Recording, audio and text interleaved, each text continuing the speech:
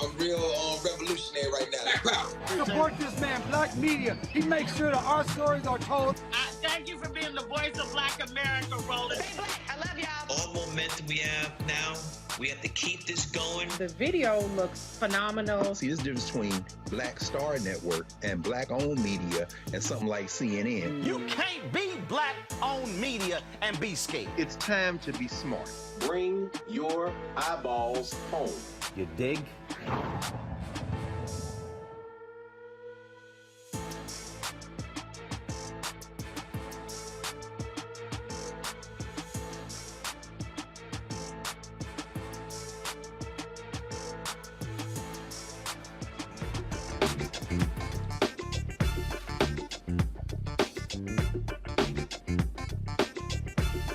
Today is Thursday, February 3rd, 2022. Coming up on Roland Martin Unfiltered, streaming live on the Black Star Network. The NFL's Rooney Rule was created 20 years ago to help increase the number of black and other minority head coaches. Two attorneys led that effort, the late Johnny Cochran and Cyrus Mehri. He will join us next on the show to break down what has happened over the last 20 years and his thoughts on the lawsuit filed by Brian Flores, former head coach of the Miami Dolphins. Folks, the family of Ronald Greene, the Louisiana man beaten to death by Louisiana state troopers, they're still waiting for some accountability. Tonight, we'll talk with his mother, who will respond to what Governor John Bel Edwards said about him knowing about her son's death hours after it happened and not saying a word while he was campaigning. You remember that Florida State Representative who told the truth during a hearing about critical race theory? Well, Ramon Alexander will be with us to discuss it and what is happening in the state and why Republicans don't want him to keep talking. A father and son from Chicago are looking to bring life back into the south side of Chicago. The duo will explain how their $6 million project will create a community hub of black life, culture, and entertainment. And she's the first black woman to be nominated to the Federal Reserve Board in its 108-year history. Today, Dr. Lisa Cook faced the Senate Banking Committee and a whole bunch of Republicans who, for some reason, don't really like another smart, accomplished black woman. And 4 people suspected of dealing drugs in connection with the overdose death of actor Michael K. Williams have been arrested. We'll tell you all about that. Folks, it is time to bring the funk on Roland Martin Unfiltered on the Black Star Network. Let's go. He's got it. Whatever the miss, he's on it. Whatever it is, he's got the scoop, the fact, the find. And when it breaks, he's right on time and it's rolling. Best believe he's knowing. Putting it down from sports to news to politics. With entertainment just for kicks, he's rolling. It's on go, roll, roll, y'all. It's Roland Martin, yeah. Rolling with Roland now. He's funk, he's fresh, he's real, the best, you know he's Roland Martin now.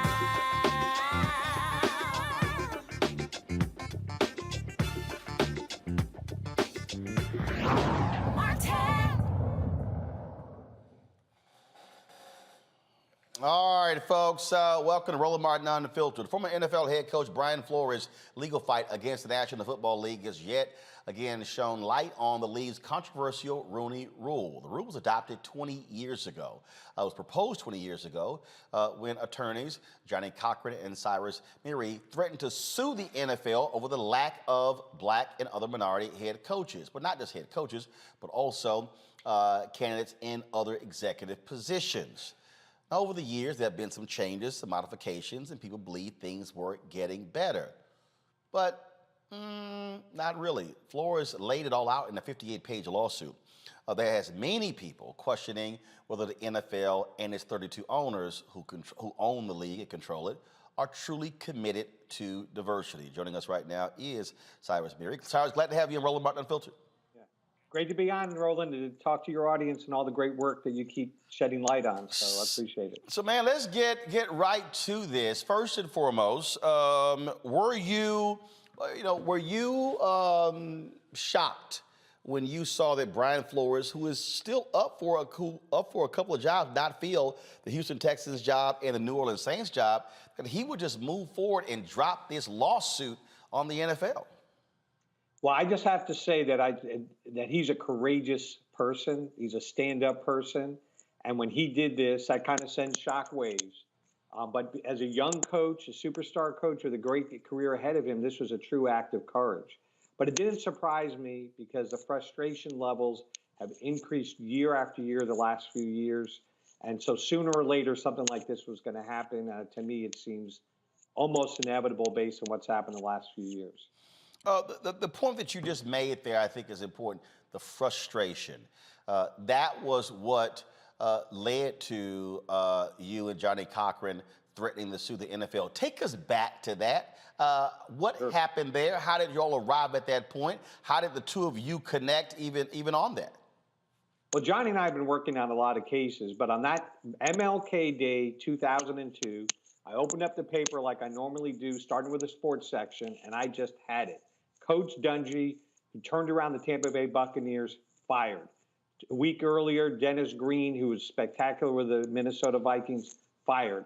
And I said, I'm just going to take my civil rights skills and use statistics to show a double standard.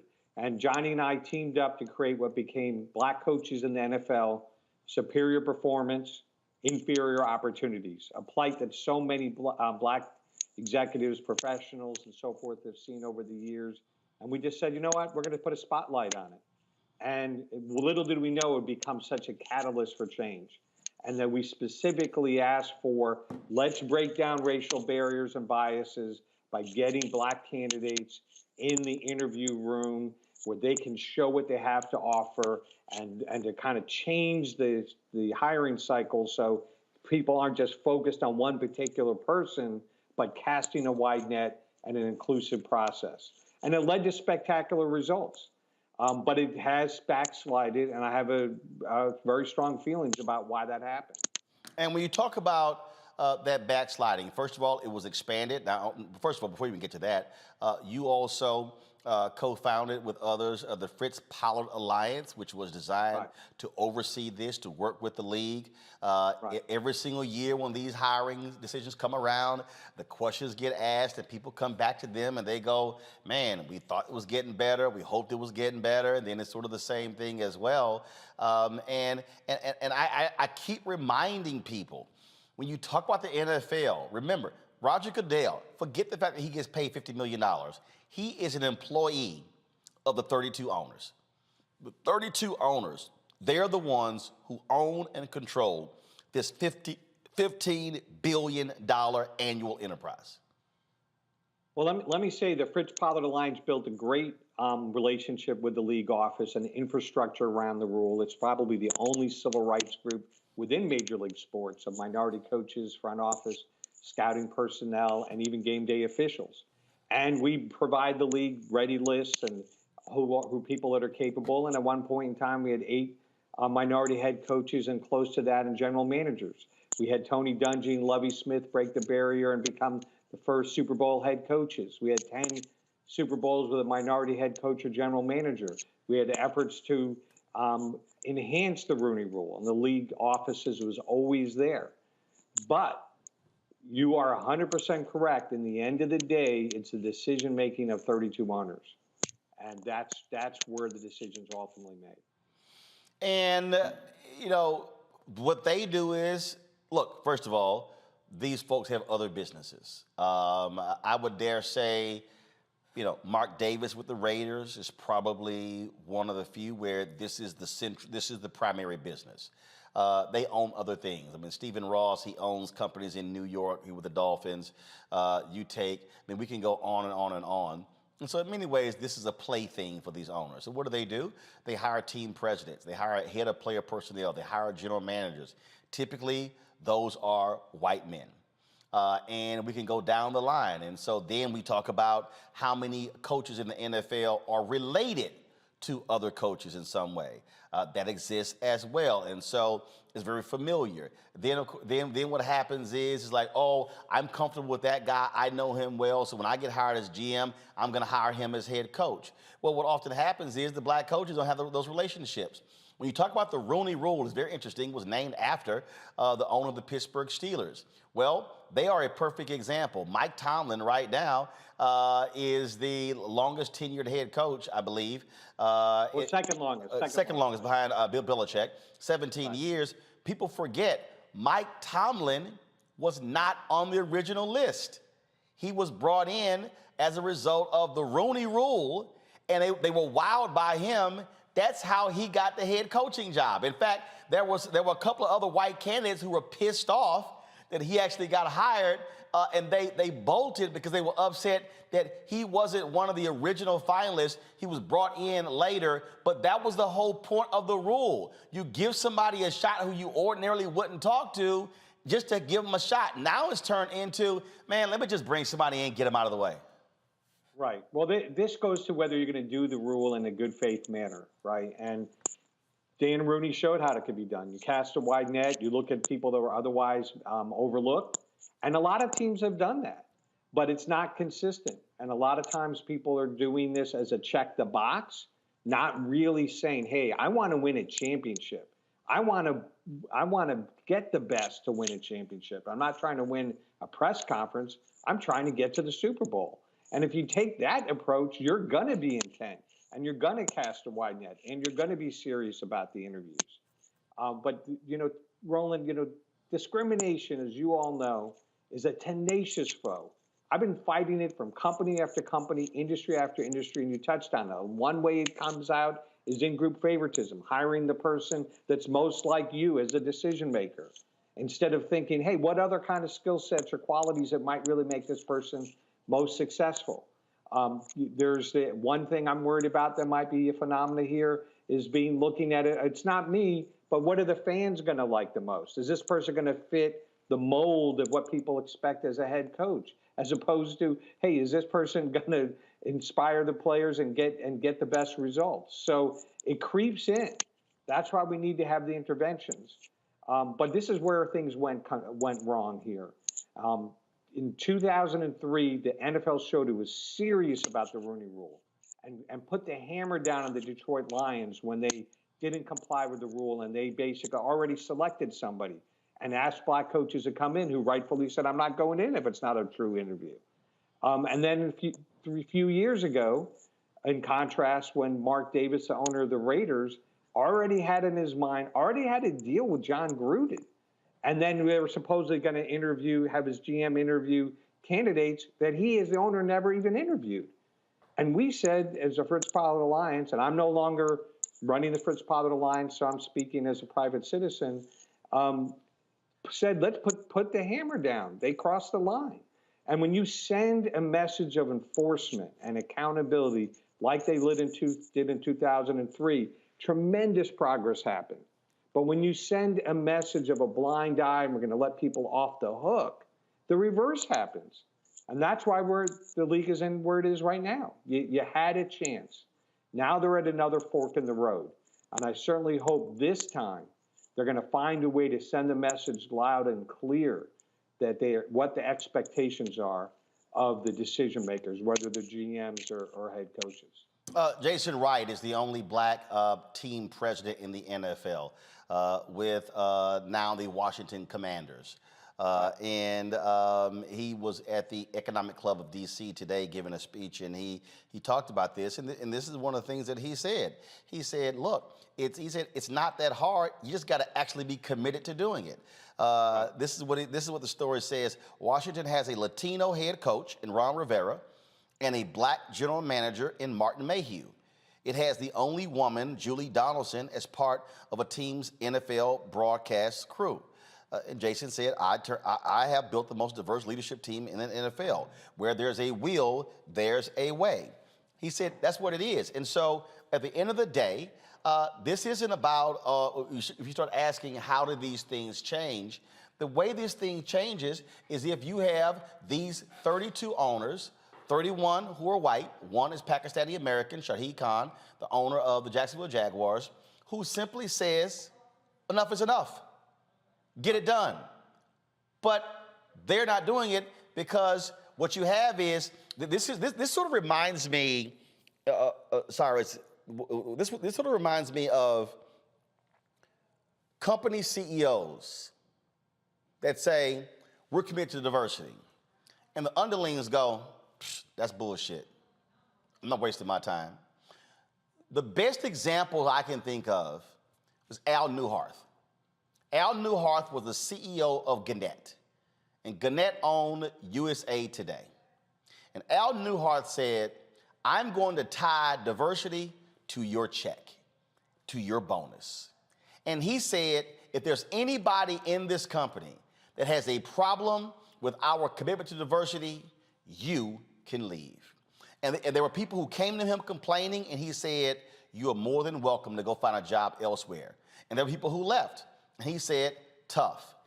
Gannett became the leading media company in America when it came to diversity. And here's what ended up happening. Knight Ridder, a competitor, said, damn, we're gonna lose our minority talent. We've got to commit to diversity. Cox said, oh my God, Cox Media, we're gonna lose our talent. We gotta do it. Times Mirror. All of a sudden, the other media companies, because of what Al Newharth said, and that's how you got black general managers at TV stations, black top editors at newspapers. It's how you got black folks as editorial page editors, because the CEO said, I don't want to hear it, get it done, or you're out. Well, you're completely right, Roland, and I've seen it. I did that same kind of reforms in my settlements with Coca-Cola, Texaco, Morgan Stanley, that if you really want to create equal opportunity, you have to link compensation to performance in that arena in a meaningful way. And an interesting paradox that we're at the moment. The NFL, unprompted by me at least, came up with the idea of we're going to tie developing minority talent who become head coaches and GMs and reward the number one currency in the NFL, draft choices, to those teams who develop people who become. And that's a great way to break down some barriers that might happen subtly about who's included or not included when you're developing the game plan for this Sunday and that kind of thing. But even with all these reforms, we went backwards on the head coach side. I believe because the message of either positive forms of accountability, like what happened with the Lions, or a negative message like what happened with the Raiders, is even more powerful than these reforms and adjustments that have been made the last couple of years. You read the 58-page lawsuit by Brian Flores. Your thoughts about it? Yes. Well, again, I admire Coach Flores for his courage. He has raised some serious allegations. I mean, obviously, the Bill Belichick text messages gives a lot of credibility to what he said, that they had made a decision to go a different direction before he was brought in for the interview. If that's true, that is definitely a violation of the Rooney Rule that should be seriously looked at. But as someone who's on the front lines of doing civil rights cases, I can just tell you, every time someone steps forward, they're the underdog. The law is stacked against civil rights plaintiffs. Unfortunately, thanks to our Supreme Court, they've done that. And as you know, Roland, you and I have talked about it. There needs to be strengthening of the civil rights laws, and I fortunately wrote an article that has led to a way to strengthen one of the key statutes, Section 1981. But it's an uphill battle. There's no doubt that's going to be tough for the Coach Flores and his team. All right. Cyrus Mehri, we appreciate it, man. It is, look, I posted this on all of my social media, that this is not just the NFL. This is Wall Street.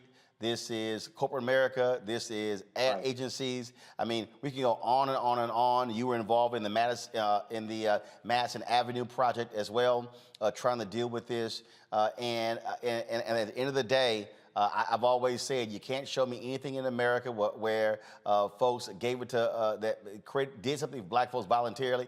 It had to be a fight and a battle, because we're talking about jobs that make millions, industries that are billions of dollars, and so it takes someone like a Brian Flores to have the guts to say, I'm going to risk it all, but somebody has to do it. He's sacrificing for others, no doubt. All right, then. Cyrus, we appreciate it. Thanks a lot. All right, Roland, take care. Thanks. Thank you very much. All right, folks. I'm going to bring in Reese Colbert, Black Women Views, who joins us right now.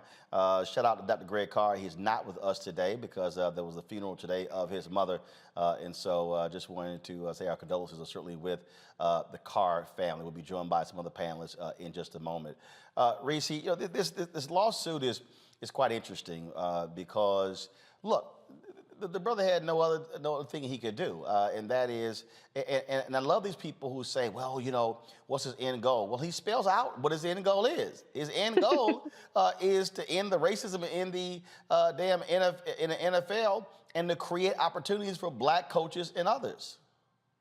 Absolutely. I think he's doing an amazing job of exposing the fact that this is not a meritocracy. It's about who you know and how well you know them. I think, Roland, as you pointed out, there's a social aspect to it that really disadvantages black candidates. And this isn't just an NFL thing. I've experienced this same type of activities in corporate America, where they have a similar rule where you have to interview a minority, a woman, for manager positions. And so what ends up happening is they sit up there and they trot out the blacks into these interviews. And I've seen them interview people that are clearly not qualified for it, I mean, high level management positions, and they don't have anywhere the amount of experience, but that's a person who applied and they have to check the box.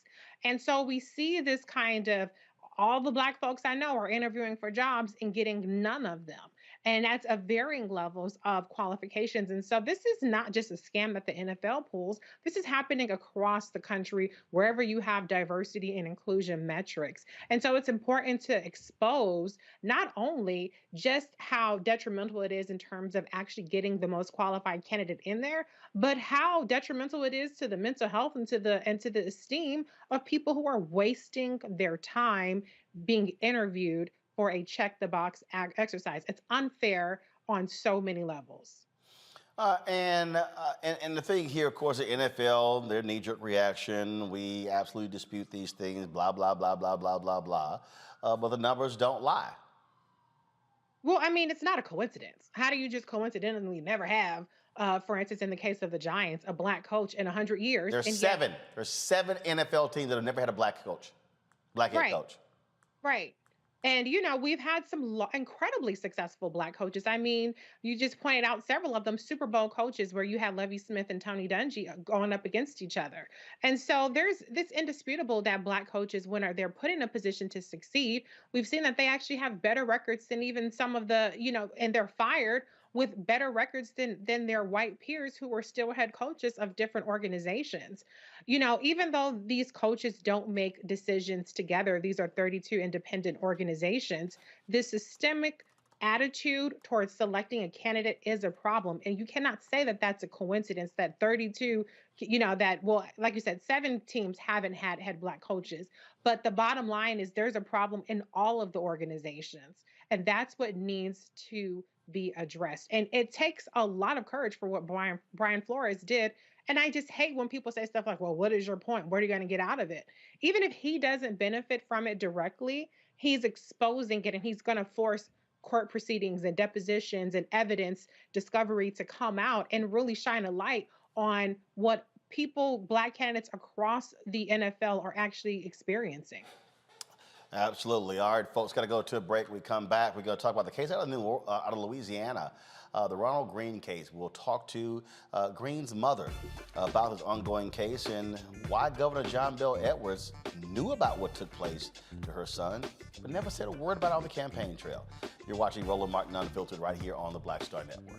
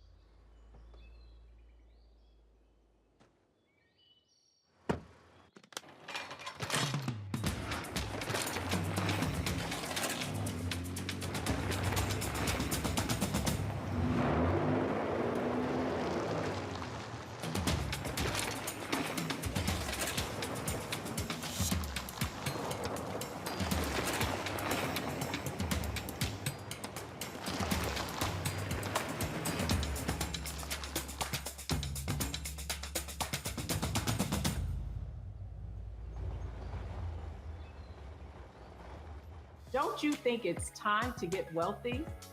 I'm Deborah Owens, America's Wealth Coach, and my new show on the Black Star Network focuses on the things your financial advisor or bank isn't telling you.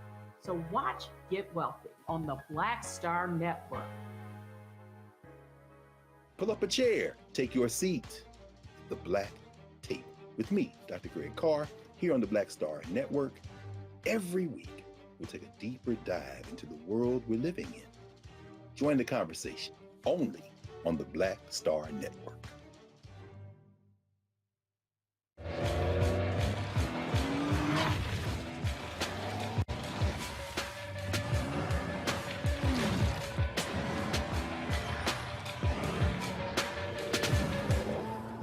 Hi, this is Essence Atkins. Hey, I'm Deion Cole from Blackish. Hey everybody, this is your man Fred Hammond, and you're watching Roland Martin, my man, Unfiltered.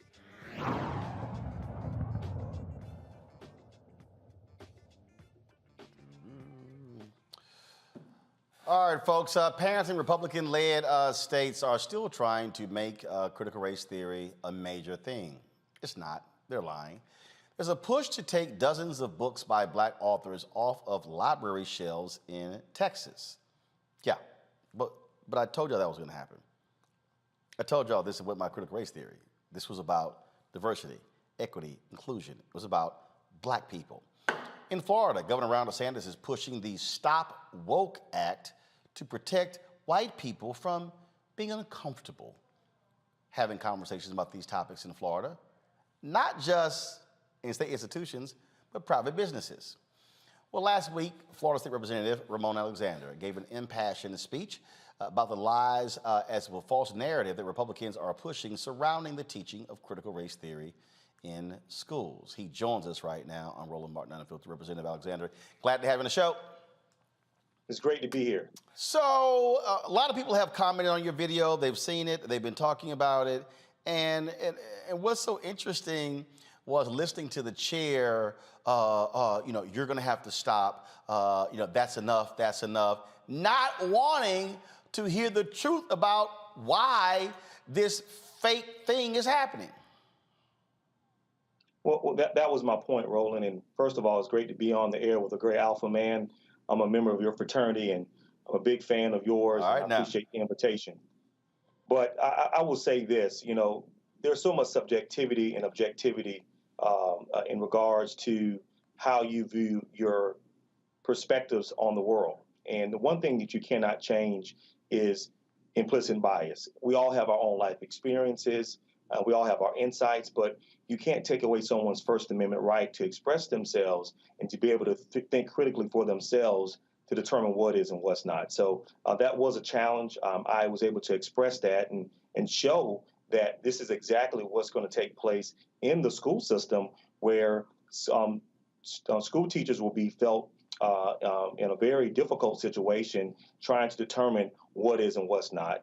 And they will be at calls and be liable, and the school districts will be liable and face lawsuits for giving factual information and not whitewashing history.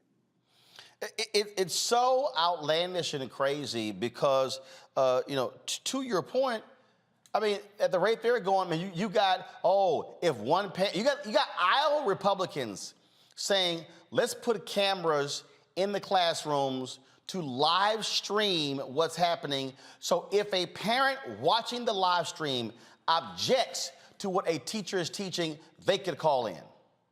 It doesn't sound like conservatism to me. It is the exact opposite.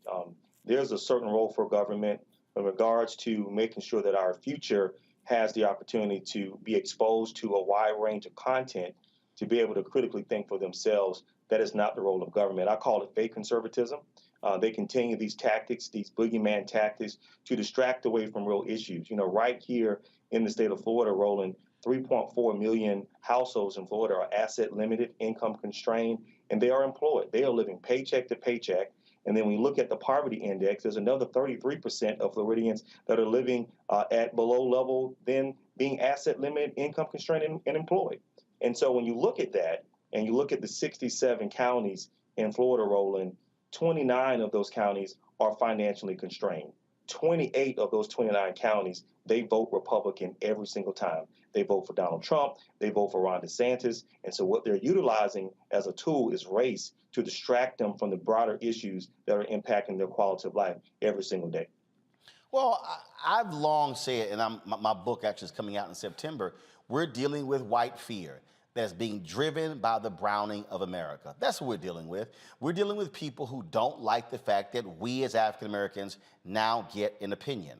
We now hold political office. We now control economic positions. We are mayors of cities and things along those lines. And it's driving them crazy that we no longer are accepting what is being called as, the definition to be an American. It has always been determined through the prism of whiteness. Now we say, no, we're going to reimagine what America is for us, not based upon what y'all have always said and done.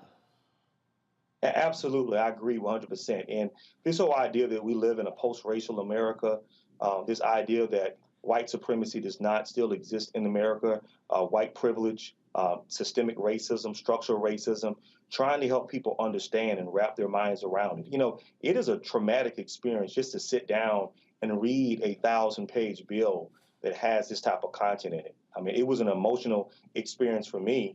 I tend to be a very pragmatic member of the legislature. I work behind the scenes. I secure hundreds of millions of dollars for my constituency. I happen to represent the only predominantly African-American county in the state of Florida, Gaston County, as well as I represent Tallahassee that has FAMU, Florida A&M University. And so I recognize my responsibility that I have to work on critical issues. And so for me to have that type of reaction, I hope it got some of my colleagues' attention that this is very offensive.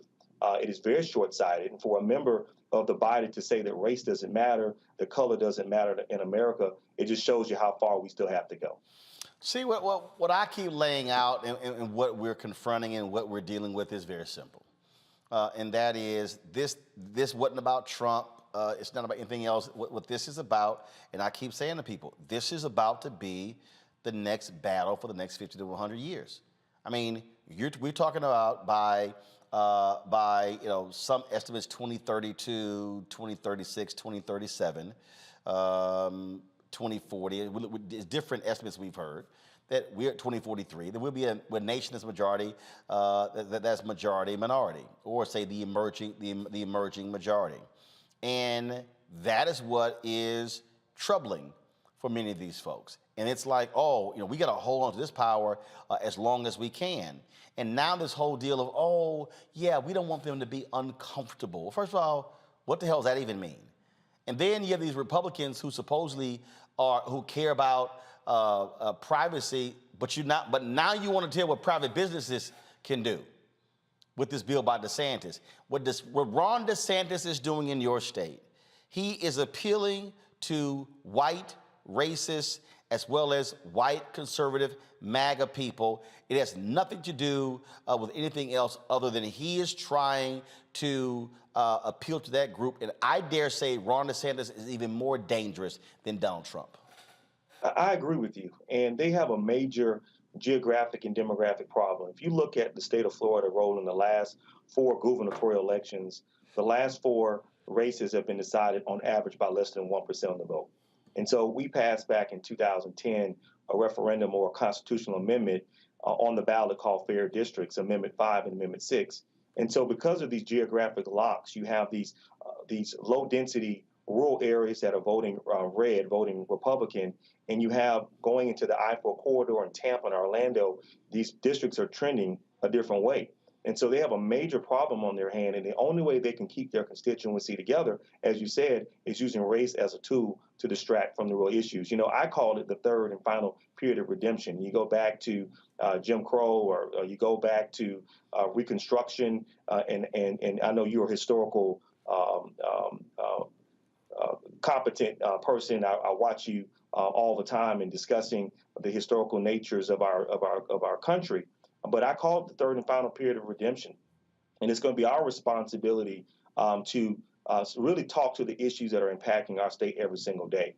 They want to talk about banning books, but we're talking about dealing with the rising home insurance rates in our state, the rental rates. We're talking about expanding Medicaid. We're talking about dealing with public education and a wide range of issues. So at one point, we have to acknowledge ignorance, but we can't entertain that ignorance. But we have to make sure that we are explaining clearly and precisely what they're doing, exposing the falsehoods, exposing the false narratives so that we can move our state forward and get away from these methods of distraction, which I call boogeyman tactics.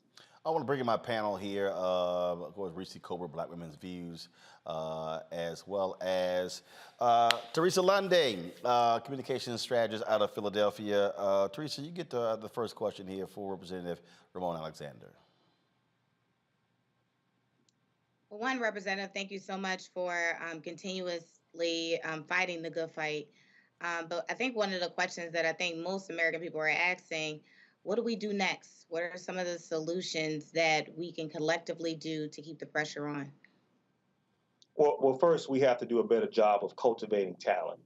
We have to be intentional with identifying individuals that can run for office or run campaigns, be involved with grassroots organizing, electoral politics, and develop them and cultivate them. I was exposed to this process at an early age. I served as student body president at FAMU. I led a 36-hour sit-in in the governor's office for the death of Martin Lee Anderson. I worked on the local level. And so me being able to come in, I was able to put my foot down and move in the process in a very competent way. One of the things I see with a lot of our elected officials and many of our Black elected officials, they get into a position of power and they sell their souls out. And so it's not about a matter of getting to the position, but making sure that you are prepared and you understand the value-added proposition of the role and the responsibility to make sure that you represent the best interests of our communities. So the first thing I would say, we've got to do a better job of training and building out our bench and in vertically integrating them into our communities so that they can be in positions to have a seat at the table to make an impact and not sell us out. Reese.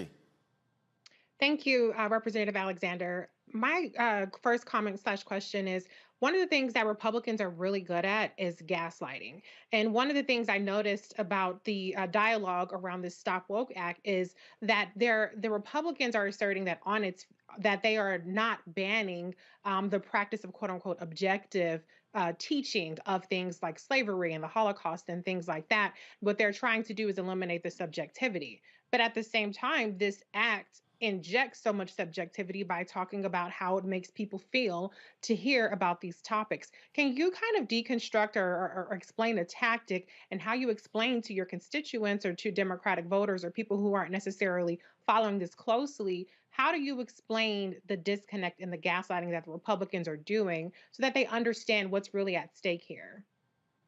Well, first thing, we have to communicate with them.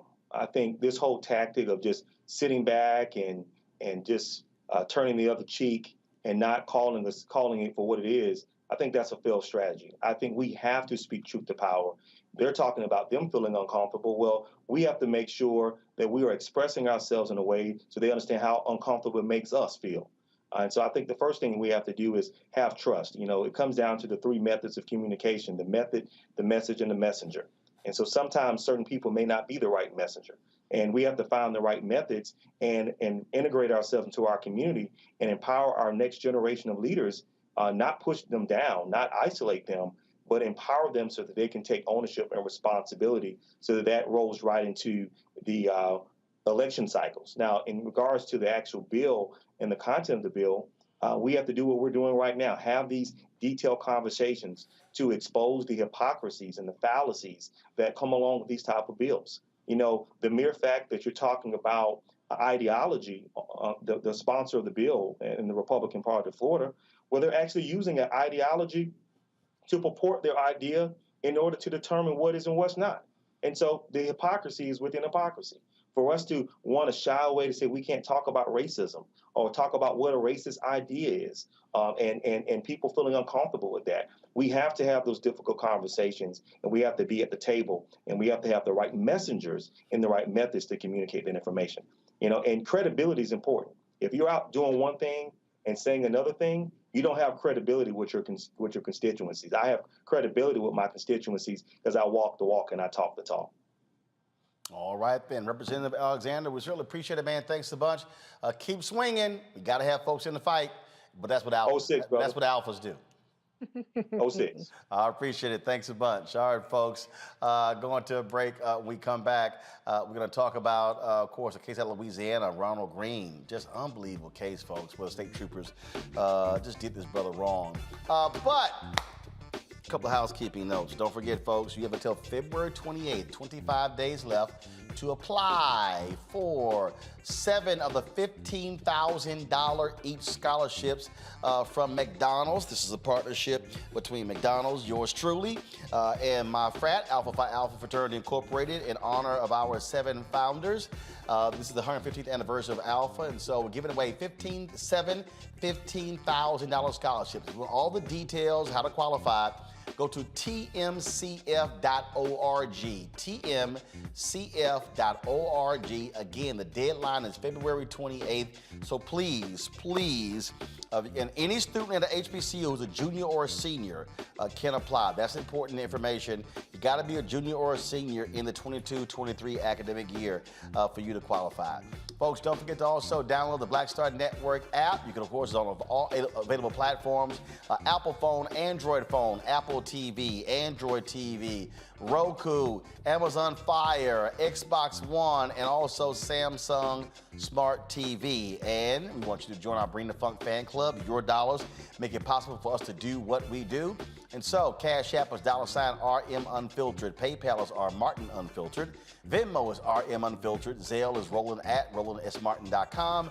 Roland@RolandMartinUnfiltered.com. Folks, I'll be back in a moment.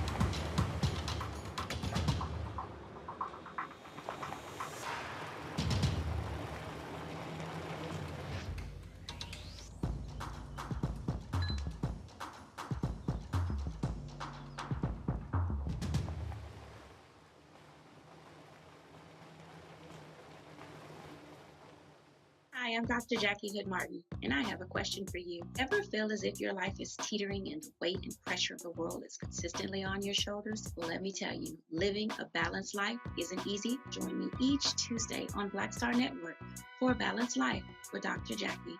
We'll laugh together, cry together, pull ourselves together, and cheer each other on. So join me for new shows each Tuesday on Black Star Network, A Balanced Life with Dr. Jackie. We're all impacted by the culture, whether we know it or not. From politics to music and entertainment, it's a huge part of our lives, and we're going to talk about it every day right here on The Culture with me, Faraji Muhammad, only on the Black Star Network. It's time to be smart.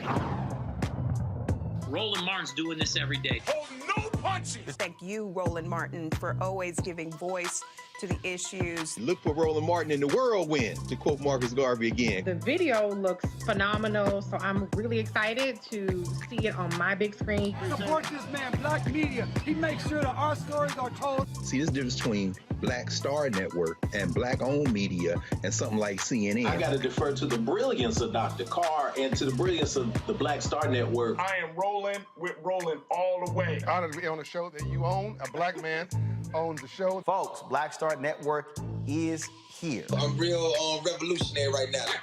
Roland was amazing on there. Stay black. I love y'all. I can't commend you enough about this platform that you've created for us to be able to share who we are, what we're doing in the world, and the impact that we're having. Let's be smart. Bring your eyeballs home. You can't be Black-owned media and be scared. You dig?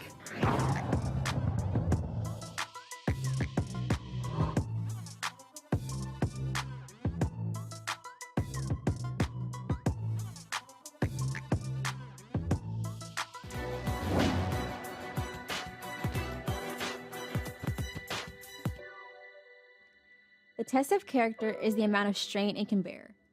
Lawyer and civil rights activist Charles Hamilton Houston.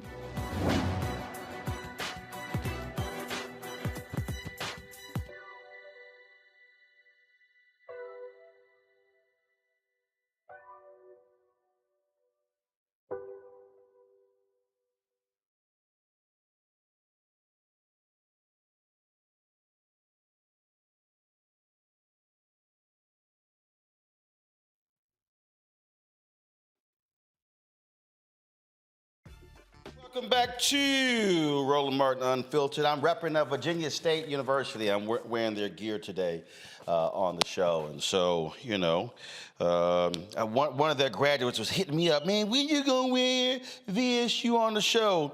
And then gonna try to tag in the university president, my frat brother, trying to force me. He was like, well, calm down. Roland got our gear. And so I want to go ahead and rep their gear today on the show. So, let me show y'all the back of the jacket. So that's the back right there. So I want to go ahead and show y'all that. So yes, always representing. So y'all know how it is.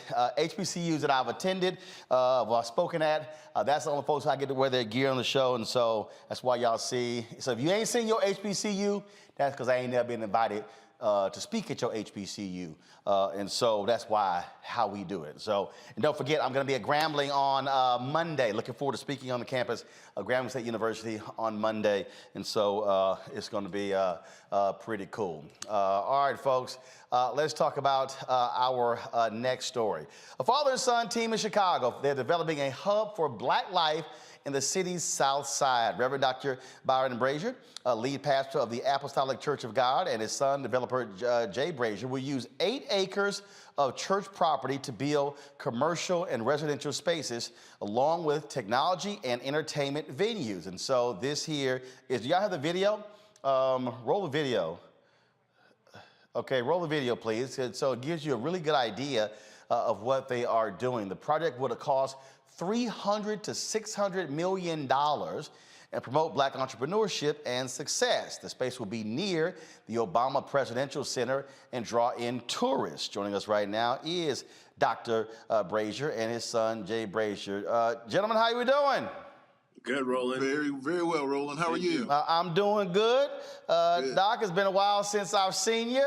I try, right. Haven't been, I get in and out of Chicago every now and then, but, it's January, it's February now. It's too cold to be visiting y'all in February, so I'm just letting you know. So I'm going to try to see y'all in June or July or August. Well, we'll be glad to have you anytime you come. So let's talk about this here. How did this whole thing start? Were you working on this before news of the Obama Presidential Library? How long has this been germinating? Well, I will tell you that we started this project some 6-7 years ago, where we really began to take a look at the 4 elements of every community: education, safety, economic development, and health and human services. And we determined that if you have high education and high economic development, you will tend to have low safety needs and low human service needs. But at the same time, if you have low education and low economic development, you will have high safety needs and high human service needs. And so as we began to take a look at this and we began to address each aspect, when we got to the economic development side, we really began to plan this out. And this was before the Obama Library. And that is when I called my son and we began to have some conversations, him being the creative about Woodlawn and what Woodlawn would mean, and created a plan for 2060, which all the residents in Woodlawn were a part of. In fact, we met with the community every 90 days for 3 years, and there was never less than 300 people in the room. And we really began to flush this out through any number of urban planners, and we came up with the 2060 plan that has now been accepted by the city of Chicago.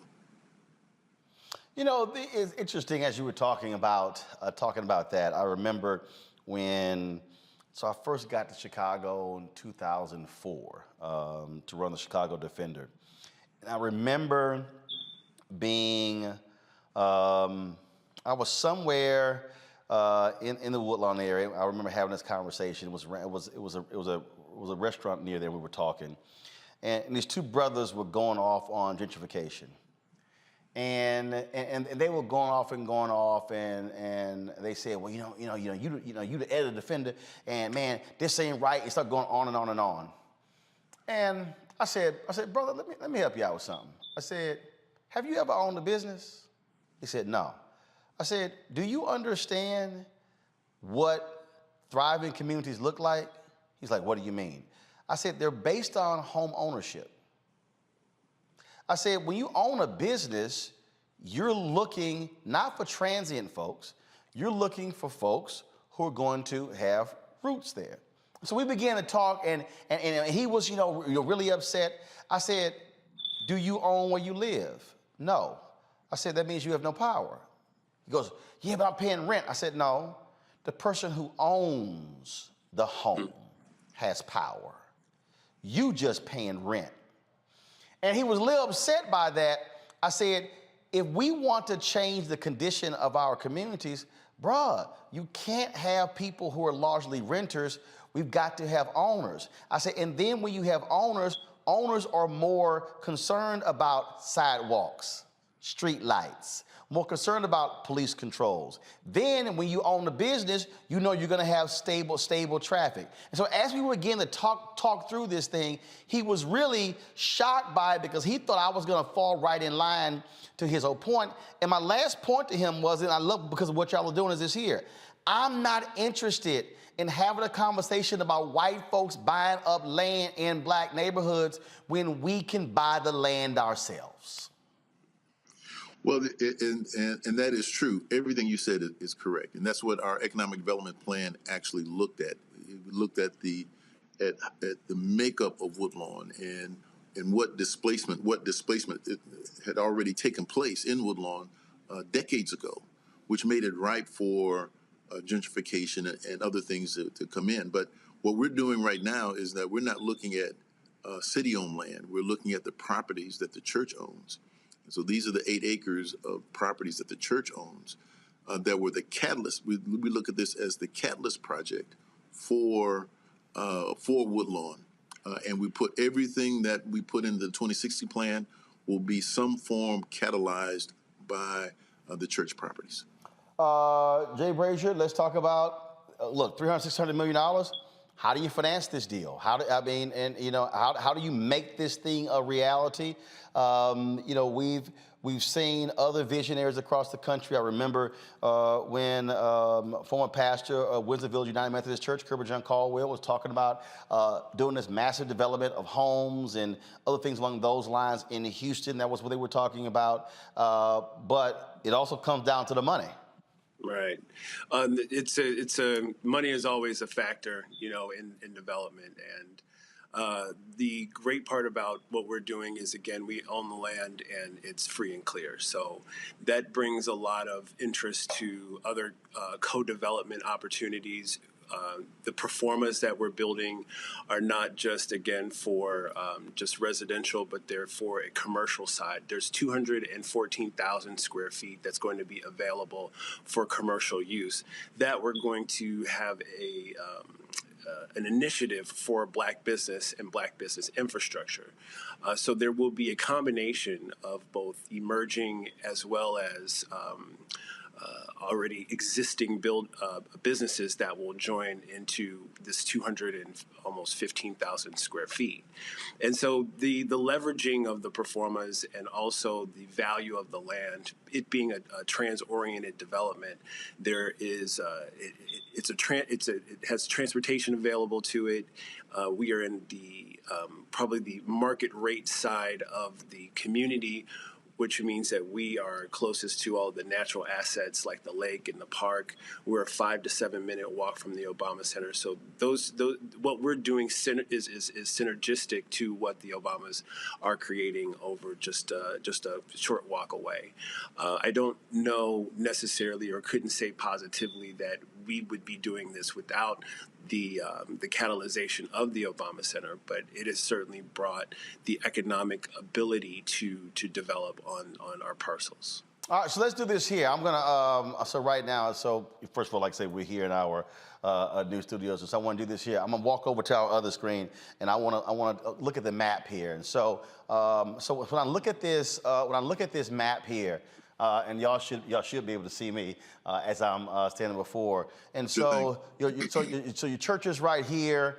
You talk about, of course, your 63rd quarters over here, Cottage Grove, and then, of course, you talk about whether so the Obama Presidential Library is going to be here.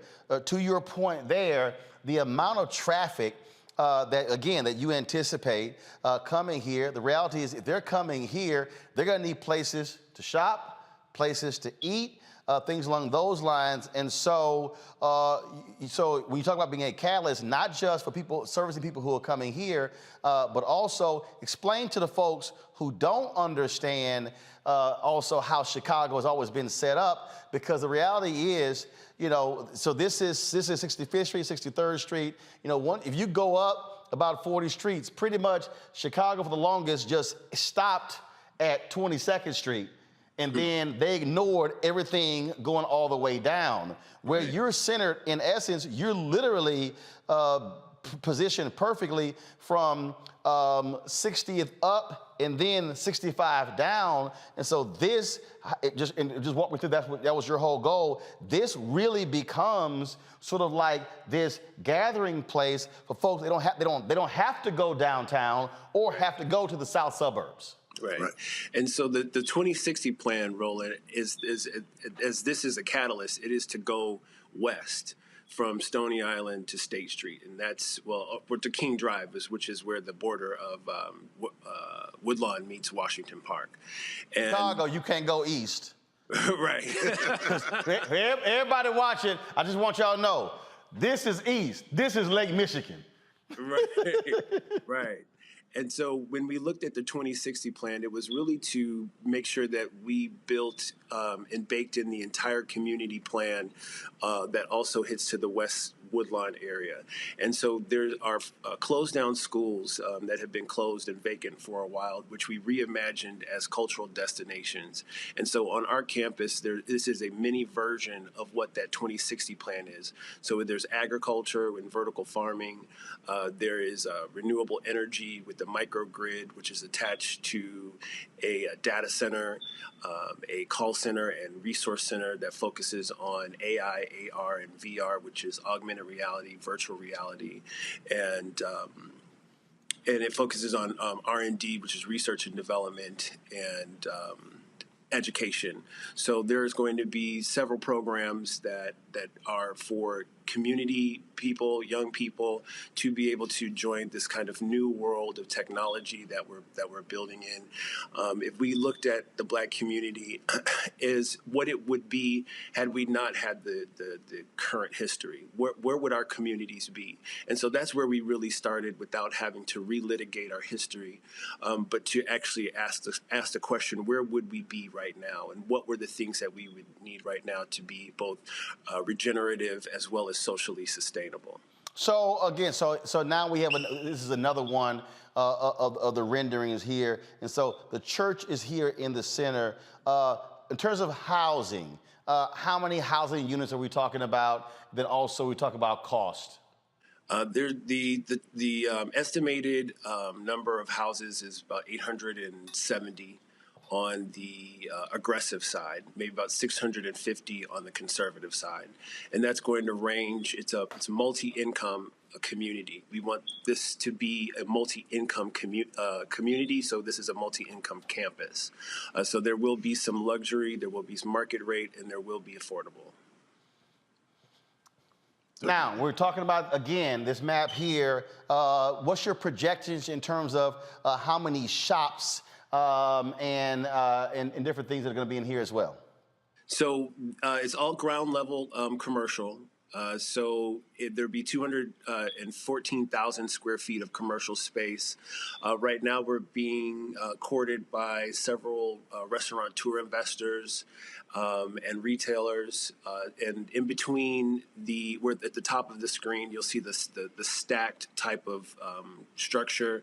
In between those is a promenade, a retail promenade. So you'll be able to walk through the internal structure of these 4 type of buildings that you see that are then centerpieced with steps that we're calling legacy steps, because on the risers there will be the names of all of the historic Black American figures who we should acknowledge and remember, and making sure that Woodlawn is remembered as a historical Black community. And so this right here, is a current photo of the church right here. And so, this here will be the new expansion? That is a possible expansion, because to the far right, that is Stony Island. Okay. And at that spot, that's the YMCA. And so when you see the Metro tracks, everything in white is all future possibilities. Everything to the left of that, all of the buildings to the left of that, the technology center, the hotel. All of these right here? Yeah, all of to the left. Yep, that's the high rise, the high rise, and the steps and the promenade in between that. So there's 2 high rises, 2 mid rises. To the right of that, the black building, that's the technology center. To the right of that is a 153 room hotel. To the right of that is a residential market and affordable and luxe. Down right in the middle, just behind the church, you see a gray box with that will be the microgrid there. No, that's the Black Box Theater. To the right, that's the microgrid. That's about 13,000 square feet. And all the way to the left, where you see the greenhouses on the top, that's the parking facility. It's a 9-level parking facility, so we will be replacing all the parking that we've taken from the church and put it right there in that structure. So Bishop, all your parking right now is surface. So your whole deal is, what's the whole point of having all that surface level? We can go up. We can certainly go up, and it really provides a legacy for the future for the church. Well, this is absolutely fascinating. Is your plan for this to be completely privately financed? Or are you looking at tax increment financing districts, city, state resources as well? There's going to be a combination. All of the above. Yep. The 3 Ps, public, private, partnerships. Reese and Teresa, y'all might have some questions. Reese, I'll start with you. First of all, I lived in Chicago, Southside, Bronzeville for 4 years. So this is exciting. It's, more south than where I lived. One thing I noticed about Woodlawn is that it's the 87th most walkable area in the Chicago area. How will this development improve the walkability? And was that at all a consideration in how you guys developed how the land would be used? Walkability was on top of the list. Walkability is why people move to New York or any other of the dense major cities that also have culture and destination. So again, this campus is just a reflection of what we want to produce throughout the entire community. And Chicago, as you know, is known for its corridors and nodes, Michigan Avenue, North Avenue, Damon. And then when you get on the interior, there's nothing to get to unless you walk to those corridors. So what we'd like to do is to make sure that in that walkability that goes from one side of the community to the other, that there is your convenience. Right down the street, right next door, there's your cleaners. Next door to that is your favorite restaurant, or things that make living in urban areas more convenient. We want to make sure that we create that and get that score of walkability up. And I think that becomes the attraction to incoming residents as well as the existing residents. Well, I really again, looking at this rendering here, the available open space, because, and when I left Chicago 2010. When I went back, I remember when I was there, it was all the building, all the construction that was going on. And you would go downtown, and after all that construction, they had all of these open plazas where people could actually come and sit. And again, and I lived downtown. I lived at right across from Weber Grill, State and Grand. And part of the problem, the point that Reese was just talking about, if you lived on the South Side, if you wanted this experience, you literally had to come all the way downtown, which now meant that your money left the South Side of Chicago. It left Woodlawn. It left Bronzeville. And so African Americans, people always talked about, man, we just want a place to be able to go, sit down, eat, and enjoy ourselves.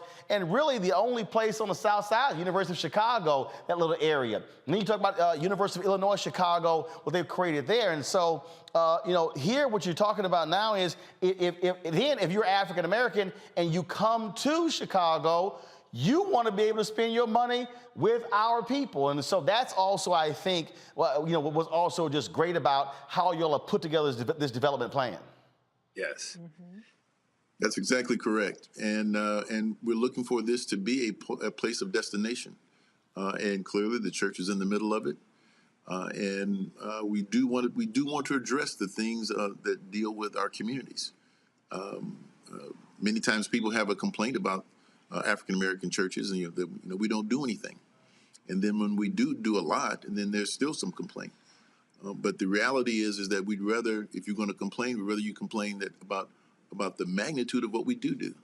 And many of the churches, the whole extent is how can we develop people's lives, both spiritually as well as their living lives.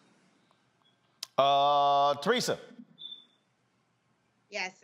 Well, one, I'm from Philadelphia, and I visited Chicago one time, and I was just so impressed with the architecture there.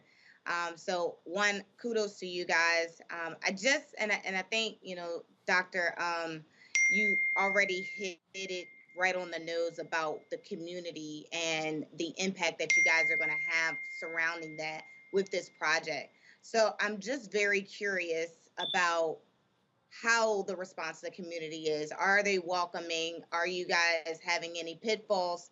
And is there something that, that can be done to make sure that, the vision is very clear in Chicago?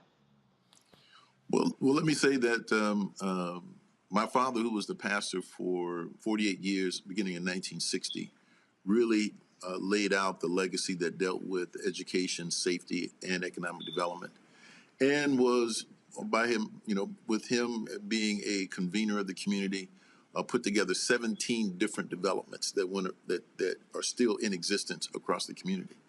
And what we're doing is we're taking the land that we have, and we have talked through this with the community from an economic development standpoint, going back 5 to 7 years, creating the 2060 plan, and now that we're saying this is the catalyst for what we've already agreed to.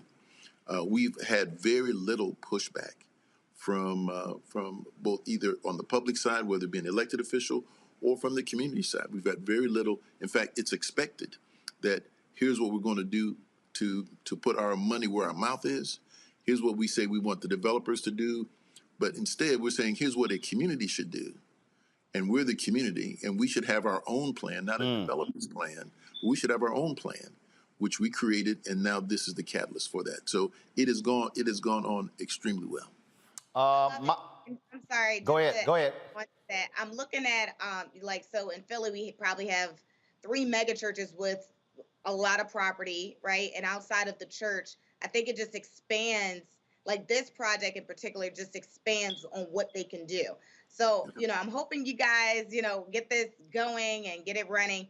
And then please come over here to Philadelphia and do some consultation.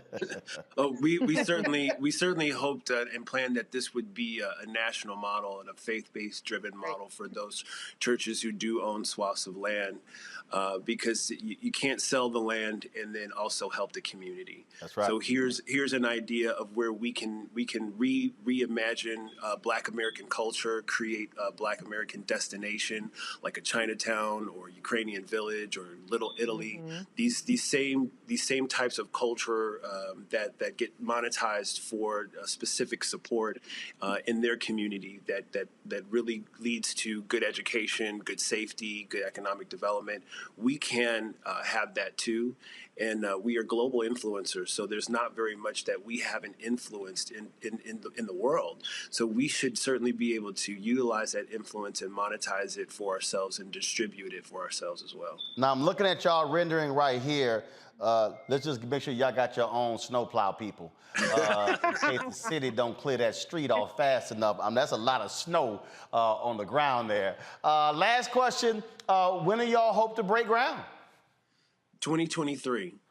And for some people, that's very aggressive, but we've been at this since 2019. So we look to break ground in 2023, and we'd like to be finished at least 90% by 2026. All right, then. Well, look, this is, the renderings are fascinating. I can't wait. And also, I can't wait for us to actually bring Roland Martin Unfiltered on one of those warm, sunny days. I ain't coming when it's cold. So we could be on that plaza, outdoors, doing a broadcast from the location there. So congratulations. This is absolutely fascinating. And it's one of the things that we talk about all the time on this show. We talk about economics. And so, and again, there are a lot of people out there and people hit me up, man, when did you talk about reparations? And I'm like, look, that's still asking somebody to vote on something. And again, there are people who are fighting for that. I applaud them. But I'm talking about right now. And what y'all are doing, you ain't waiting for anybody else. You own the land. You're developing the land. We talk about it all the time, getting our own real estate. Same thing. People like, oh, man, I wish you can get a show on MSNBC or CNN. No, thank you. I own this. And so I'm like, we ain't got to ask nobody. I've had people already come by who want to sit here. Anthony, I'm walking over here. People who have already come by and they want to sit here and they want to use our facility. They want to rent it out. Can we do productions as well? And that's the only way we change the game, when we own versus asking somebody else, can I? Right. Well, look, I appreciate it. And of course, your dad, I'm sure if he's an ancestor now, but if he was still with us, he'd probably be saying, 2023, why y'all taking so long? Why can't you just start this year? Well, I'll leave you with this. Mike Flager sent me a note after he saw the announcement. And he said, Doc, congratulations. And the one thing I told him, I said, I had a great father and I have a great son. And the Lord has blessed us down through the years. There you go. Gentlemen, I appreciate it. Thanks a bunch. And we'll see you soon when it's warm. When it's warm. All right, Roland. I appreciate it. Thanks a bunch. Thank you. All right, y'all. Got to go to a break. We'll be back. The mother of Ronald Greene is going to join us tomorrow. The meeting in Louisiana ran late. She's going to join us tomorrow. And remember the trooper, the brother who was the whistleblower? Well, that brother has been fired by the state. He will join us tomorrow as well. Y'all don't want to miss Roland Martin Unfiltered tomorrow. See, I see. This is why y'all gotta support this show.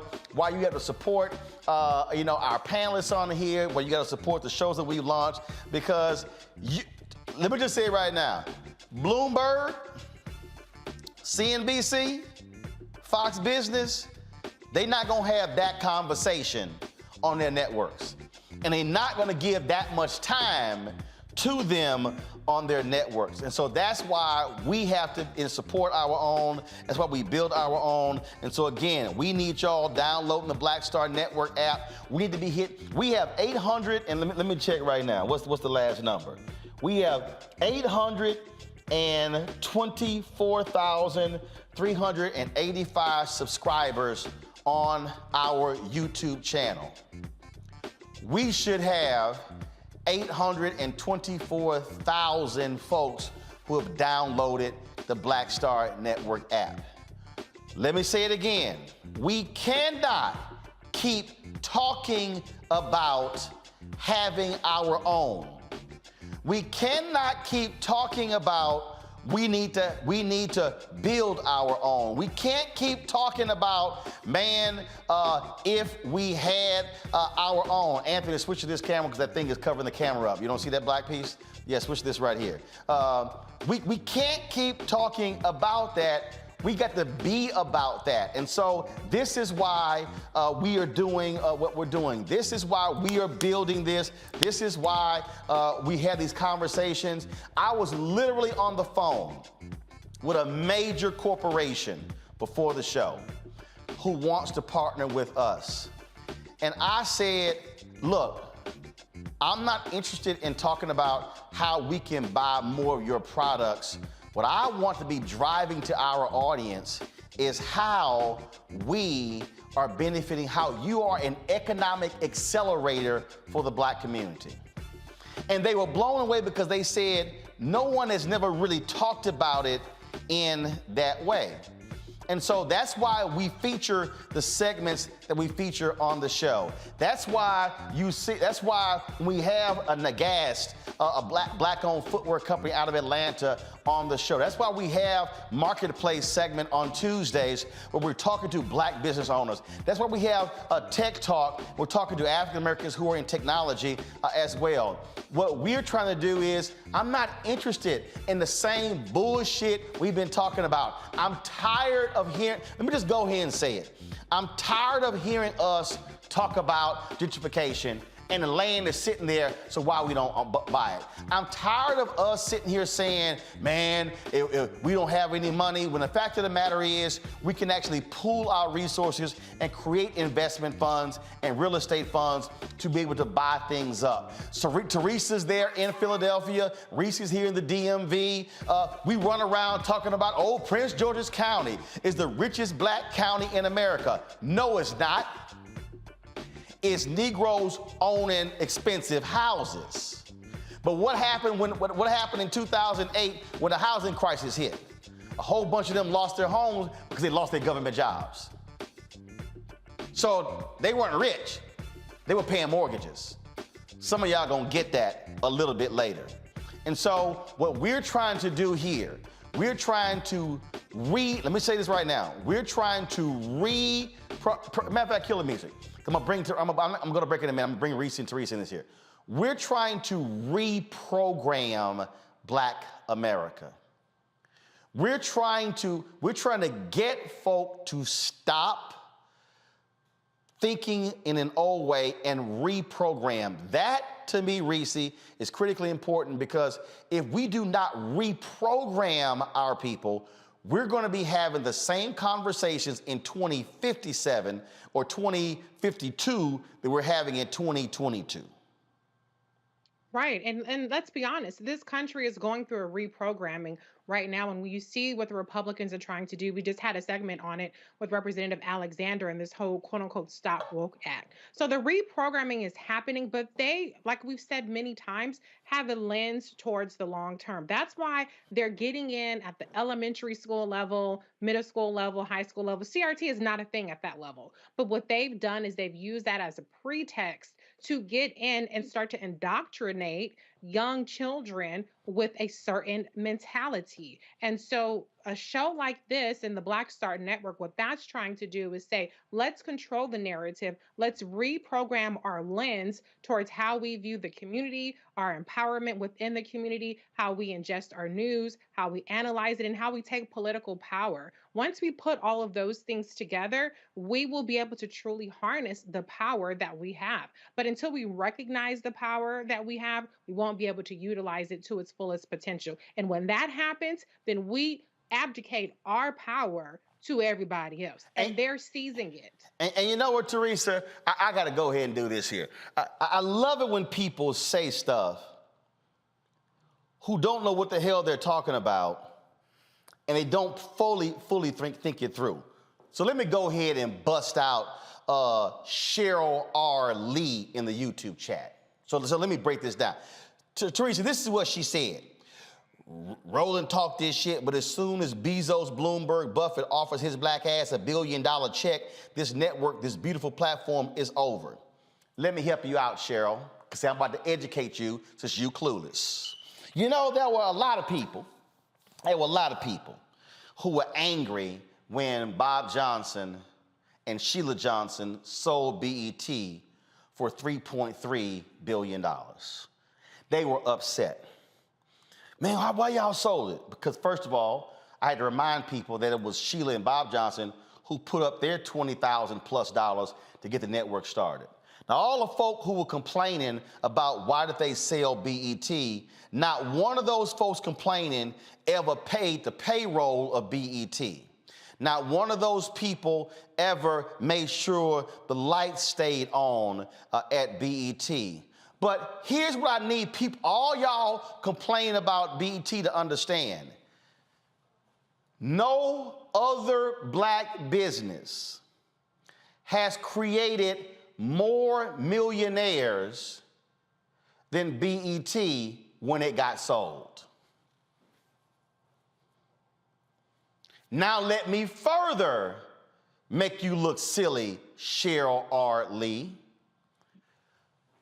More black people today work for Bob and Sheila Johnson, even though they are divorced, because Bob and Sheila Johnson took the money from the sale of BET, and Bob Johnson right now owns something called a REIT. Let me explain to you what a REIT is. It's a real estate investment vehicle that's publicly traded, Cheryl. Bob Johnson owns multiple hotels across the world. Sheila Johnson owns a luxury hotel business and management firm that's across the world. They own multiple, y'all ain't hear me, Cheryl. They own multiple businesses. Cheryl, you don't realize that Sheila Johnson is one of the major investors in the sports group that owns the Washington Mystics, the Washington Wizards, and the Washington Capitals. Without the money from the sale of BET, they could not have bought the hotels, could not have bought the dealership. Cheryl R. Lee, you don't even realize that Sheila Johnson owns a private jet company. So if I'm looking to book a charter jet, I can call her company to book the jet. And so if you understand business, Cheryl R. Lee, you will understand that when you sell something, you can take the proceeds from that sale and acquire and do more things with it. Why? Because when they owned BET, they were not, quote, liquid. Meaning they had an asset, but they did not have money in the bank. So they owned it. And last point before I go to Teresa, Cheryl R. Lee, in the history of America, no black-owned business has ever sold for a greater multiple than BET did. By the way, Sheila Johnson has invested in other communication mediums. Bob Johnson created the Urban Movie Channel and other communication vehicles. So when you sitting here complaining about somebody who sold something, maybe what you should be asking is what they did with it. Then you might understand how business works in America. That is your Econ 101 lesson for today, Cheryl R. Lee. Go ahead, Teresa. Absolutely. Listen, one thing about, if we want to talk about Black and brown communities and how we further invest in those communities, one, you do absolutely have to understand the basic elements of business and growing a business. As a millennial myself and a business owner and a woman of color, I have to always think about some of my own assets and the relationships I have with my clients and understanding how we can grow some of these platforms and also generating more income for the company. The goal is, and if we use the example BT, is not to keep Beat Black entertainment as is. The goal is to sell. The goal is to encourage others with the same impact, the same opportunity, and grow it across different spectrums, because that's how you create legacies. And that's how you create not only the narrative, but you create lifelong stories. So I think it's very important that people not only think about, just having a business or just having a nonprofit organization, but think about growing that organization. Think about the economics within it, and think about how you own some of your services and abilities, so you are in a position that companies and organizations and maybe angel investors are saying, we want to buy this business because there is something there that we can't create. So I think it's an opportunity that, we stop looking at, rental payments of, like, if you want to live in a downtown area, you're spending between, $1,500 to $3,500 for maybe a 1 to 2 bedroom. Or you can take that money and you can reinvest that into a property, and then you can own that property. And then you can start collecting rent for someone else, and then maybe go back to that downtown living and living there yourself. So I think there are little things that people can do to save. Sometimes it's not in a 401k. Sometimes it's not, waiting for the next opportunity, but sometimes it is about smaller investments. It could be smaller stocks. So I think everybody has the opportunity to do so, and the resources and the tools to do it are right there at our fingertips online. And for folk who understand, and look, I understand the value of owning media, but let me remind you, Rupert Murdoch, he sold Fox Entertainment to Disney for $71.3 billion. $71.3 billion. And gave each one of his kids $2 to $3 billion. All I'm simply saying is if we're going to have an economic conversation, let's have an economic conversation. Download the Black Star Network app, folks. Apple phone, Android phone, Apple TV, Android TV, Roku, Samsung TV, Amazon Fire, Xbox One. You also, of course, support our Bring the Funk fan club, folks. Cash App, $RM Unfiltered. Venmo is RM Unfiltered. PayPal is R Martin Unfiltered. Zelle is rolling@rollingsmartin.com. Going to a break. I'll be back in a moment.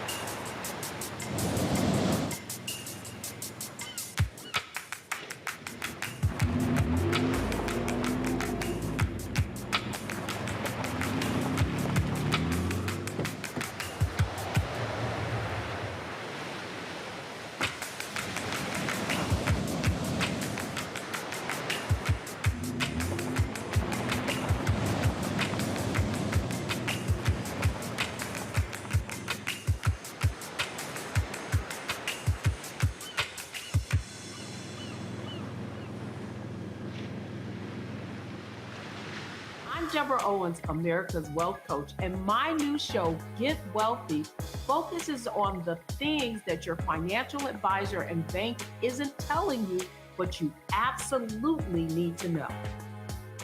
So watch Get Wealthy on the Black Star Network.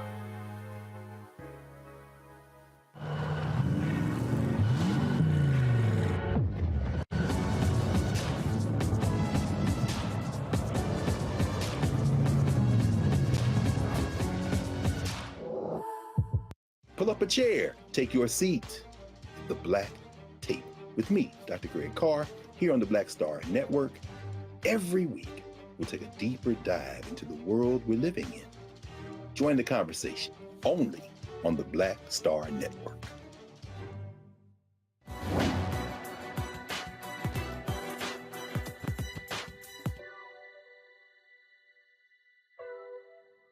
No one can figure out your worth but you.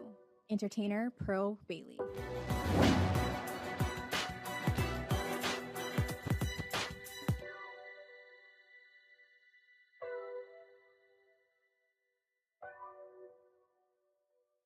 Pearl Bailey.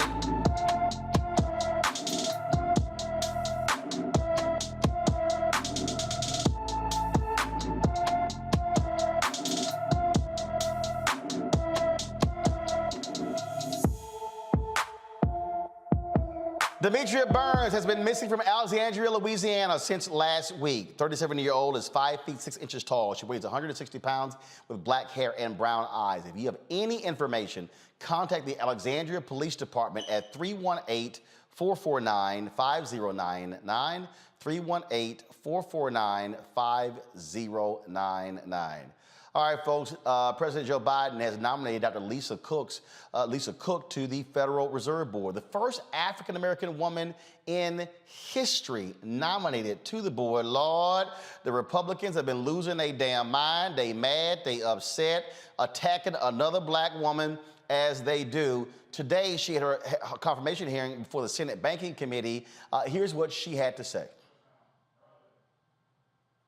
I am humbled and honored to have been nominated by President Biden to be a member of the Board of Governors of the Federal Reserve System. I earned my PhD at Berkeley, served on the President's Council of Economic Advisors, and have spent decades teaching, studying, and researching economic growth and monetary policy. That's the only video y'all got? The depth and breadth of my experience in both the public and private sectors qualify me to serve as a Federal Reserve governor. And should I be confirmed, I would be honored to work with my colleagues to help navigate this critical moment for our nation's economy and the global economy. In terms of priorities, I agree with Chair Powell that our most important task is tackling inflation. High inflation is a grave threat to a long-sustained expansion, which we know raises the standard of living for all Americans and leads to broad-based shared prosperity. That is why I am committed to keeping inflation expectations well anchored.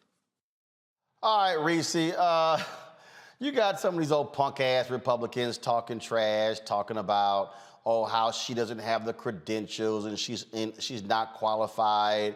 And then this whole deal, oh, we don't need a woke Fed. I mean, woke for many of these folks is the new N-word. That's exactly what it is. Woke just is a euphemism for black, which is a euphemism for, like you said, the N-word. The reality is that she has impeccable qualifications. Biden certainly isn't out here handing out nominations just for shits and giggles. He's nominating people who are exceptionally qualified. It's actually abhorrent that this is the first time a black woman has ever been nominated to that, but it is not an affirmative action pick. And I mentioned her nomination several times on this show before. The bottom line is this: no matter what happens, they're going to always call Black people affirmative action candidates. It doesn't matter if he publicly makes a pronouncement like he did with the Black woman SCOTUS nominee that he plans to nominate. He said very clearly, unequivocally, he would nominate a Black woman who would also be qualified. Or if he just did what he did in this case with Dr. Lisa Cook, he just nominates her. But if you look at her background, she has all the credentials that people tend to like, at least in white candidates. She has an Ivy League background. She's a well-studied person. And there's absolutely no reason, no substantive or objective reason to reject her, except for the fact that she's Black. And this goes to the point that they just don't want us to be represented anywhere. And they fear that any presence of us, no matter how small it is, mind you, she's just one person out of the Reserve Board of Governors, is a threat to their white supremacy. That's why they couched it as a woke person. Well, I don't know anything about her background that suggests that she's whatever they want to describe woke as in terms of ideology. She's a Black woman who is going to be pretty much in the vein of other people, but she's going to have a different lens and a different background that's going to make her, obviously, rightfully, more focused on equity and other items that have long been neglected by this particular body. Teresa, look, it's just real simple. Black person gets nominated, all of a sudden they want to talk about qualified. Okay, We spent 4 years of a whole bunch of white folks being nominated. And Republicans didn't want to say nothing about qualified. And we had some grossly unqualified people who were in positions in this White House. And so I'm just like, and see, there are some people who've been saying, oh man, we got to defend this. This is what I said. I ain't having no conversation with none of these fools about qualified, because they only want to use the qualified when it's somebody black. All these folks with their comments, this is affirmative action quota, they can kiss my ass. I ain't even about to sit here and waste my time with these punk asses when again, you got white folks who get out, they don't say nothing. It's just automatically assumed they are fantastic. They are amazing. They are awesome. They're incredible. And this whole deal, well, does she have the proper monetary background, the proper get the hell out of here. Teresa, go ahead.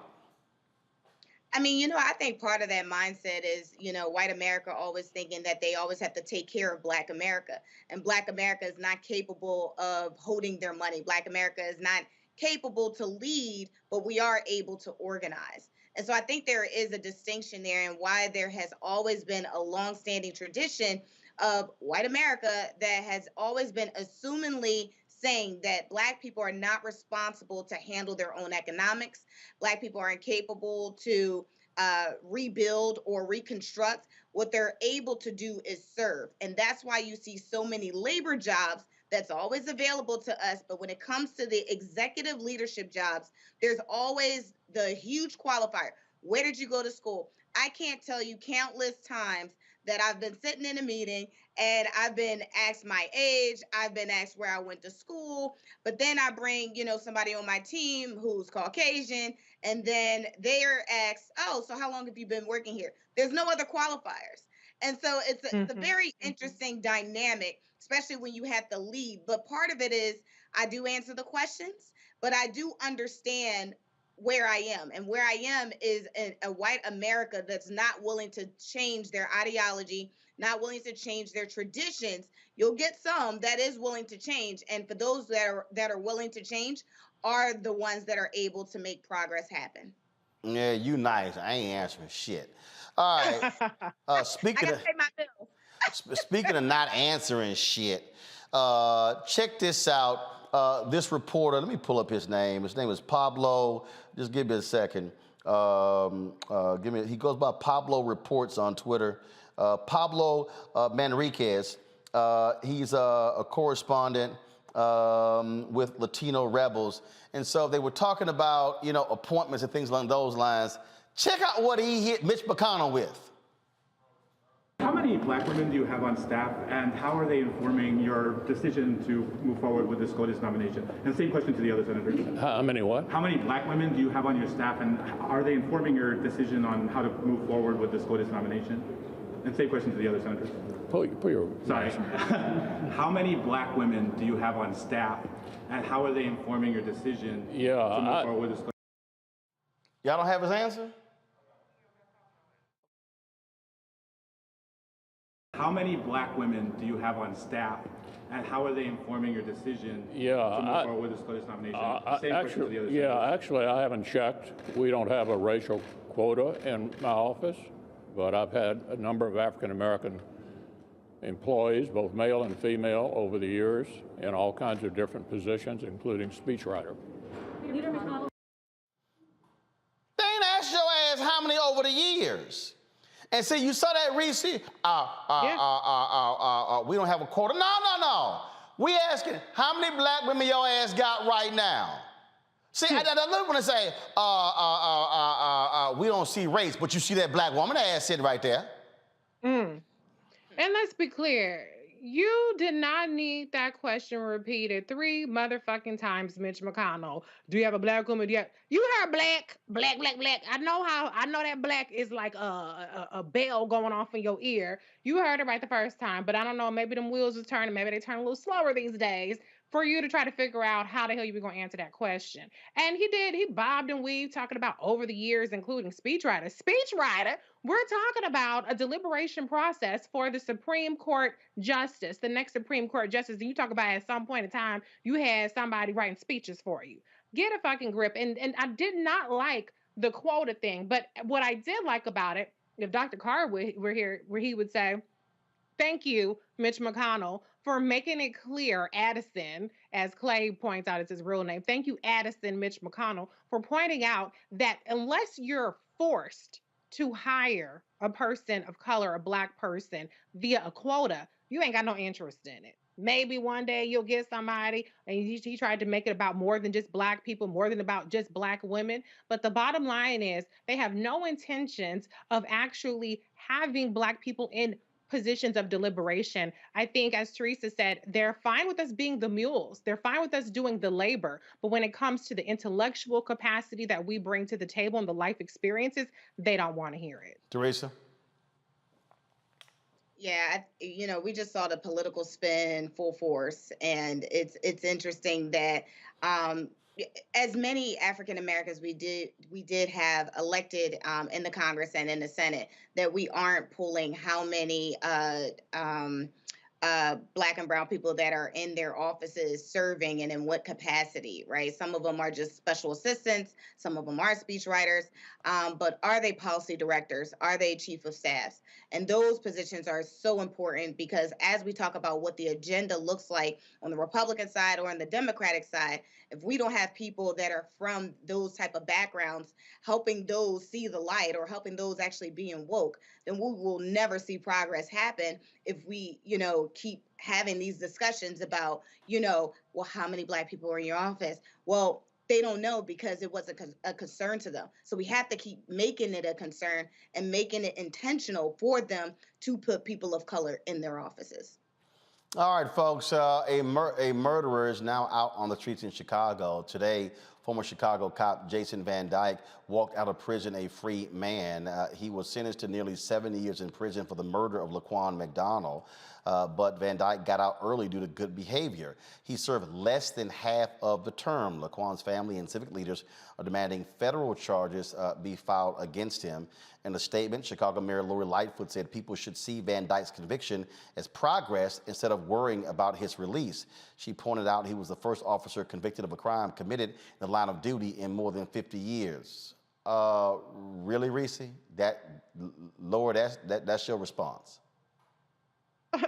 Progress? What the hell are you talking about? This is nothing more than evidence about how the system is really two separate sets of system, not just for Black and white, but also for police versus non-police.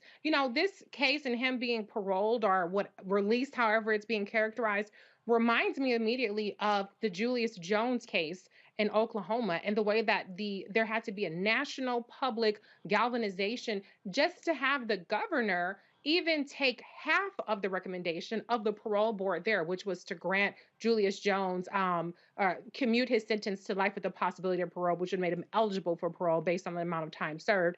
And after so many protests and so much pressure put upon him, he stayed the execution, but he kept the life without the possibility of parole there. And he's likely innocent. There's evidence to that. Or at a minimum, he should be eligible for parole. And so the parole is another scam that's used to pick and choose who gets a second chance after they've served their time. And we see with Jason Van Dyke, this is another instance of justice not served. And it's not even what I would call accountability at this point. Teresa. Yeah, I agree with Reese. She's absolutely right. This parole board has been very interesting in some of the decision making. It's unfortunate. I have to think about, if Jason Van Dyke was a person of color, how long he would be in.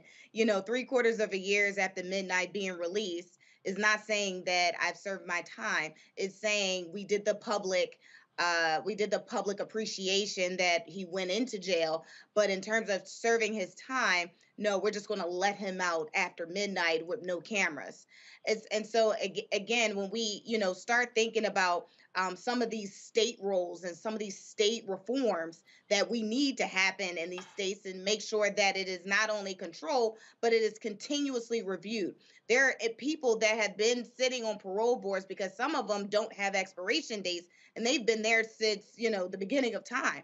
So you have people that have been there with the same mindset, with the same agenda, don't care really what the circumstances, don't care if you actually been rehabilitated to go back into the society, and they letting people out, or they're not letting people out and they're just keeping them there. So I think there has to be a total reform inside when we actually look at governor races, because, they are picking and choosing these appointments. And for those who have the same mindset of,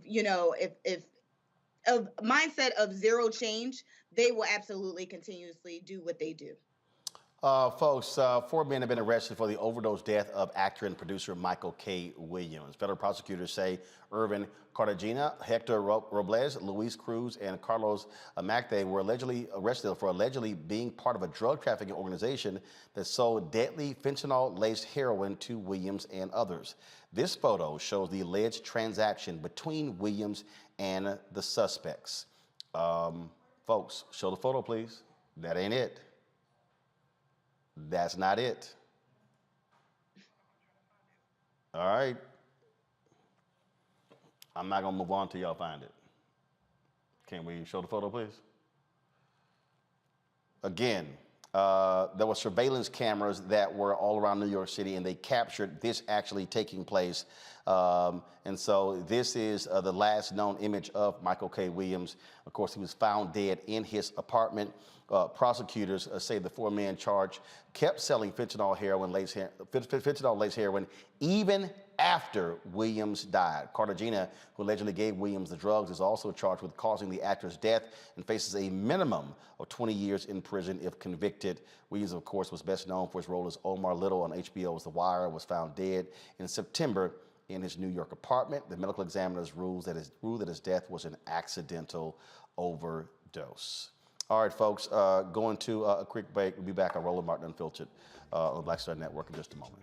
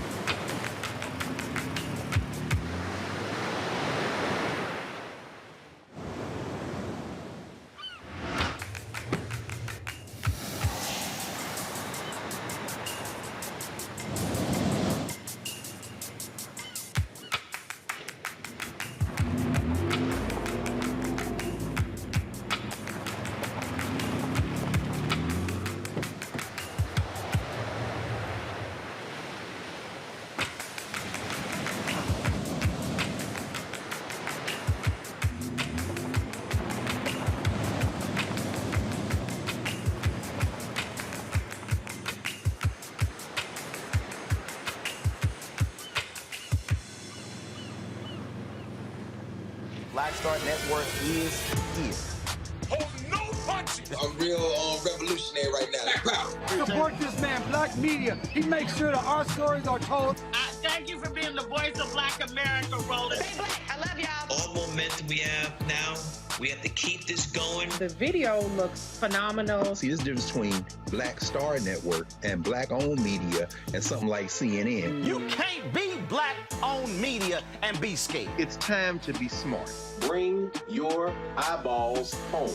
You dig?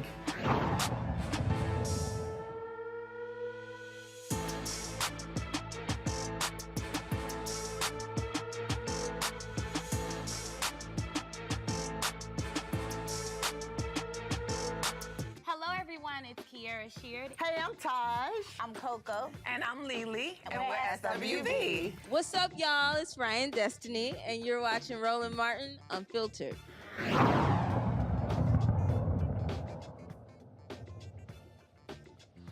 All right, folks, Whoopi Goldberg is being suspended for 2 weeks by The View after there was a discussion on the show where she said that the Holocaust was not about race.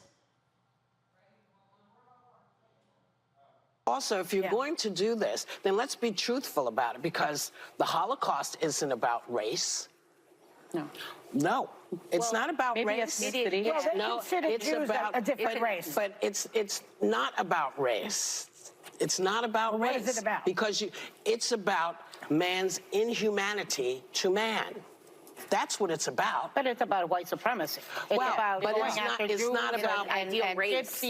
But these are two white groups of people. Well, how do we have to black people see them as white men? But you're missing the point. You're missing the point. The minute you turn it into race, it goes down this alley. Let's talk about it for what it is. It's how people treat each other. It's a problem. It doesn't matter if you're black or white, because black, white, Jews, everybody eats each other. So is it, if you're uncomfortable, if you hear about mouse, should you be worried? Should your child say, oh my God, I wonder if that's me? No, that's not what they're gonna say. They're gonna say, I don't wanna be like that. Well, hopefully. I don't want to be cool. Yeah, most kids, they don't want to be cool. No, they don't. And we're living in an era where people. Well, that conversation led to a lot of heat. The ADL responded. Their leader came on the show the next day for a conversation. Whoopi apologized for the comments, saying she was corrected. There were people who was absolutely saying she needed to be shut down, needed to be fired. ABC then suspended her for 2 weeks. When it was also interesting, there were a number, I had different people, there were different folks, some who were Jewish, who were saying that, well, Whoopi was right about that it's not a race. Others said it's about it's a religious group. Others were like, she's absolutely dead wrong. That you can't deny this whole deal. Reese, what do you make of the suspension?